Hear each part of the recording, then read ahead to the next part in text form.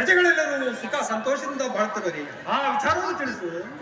ರಾಜೇಂದ್ರನೇ ಬೆಳೆ ಬೀಳುವ ರಾಜೇಂದ್ರನೇ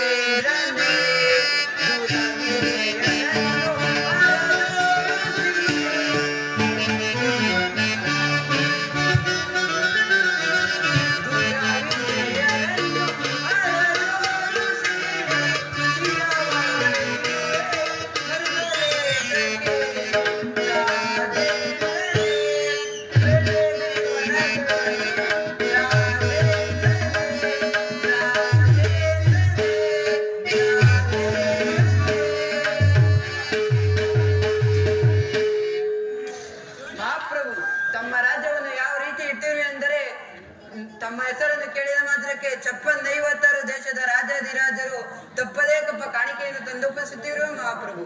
ಮುಂದೇನಪ್ಪಣೆ ಮಹಾಪ್ರಭು? ಬೇಷ್, ನಿನ್ನ ಪೀಠದಲ್ಲಿ ಕುಳಿತುಕೋ. ಸೈನ್ಯಾಧ್ಯಕ್ಷನಾದ ಕುತವರ್ಮ. ಮಹಾಪ್ರಭು.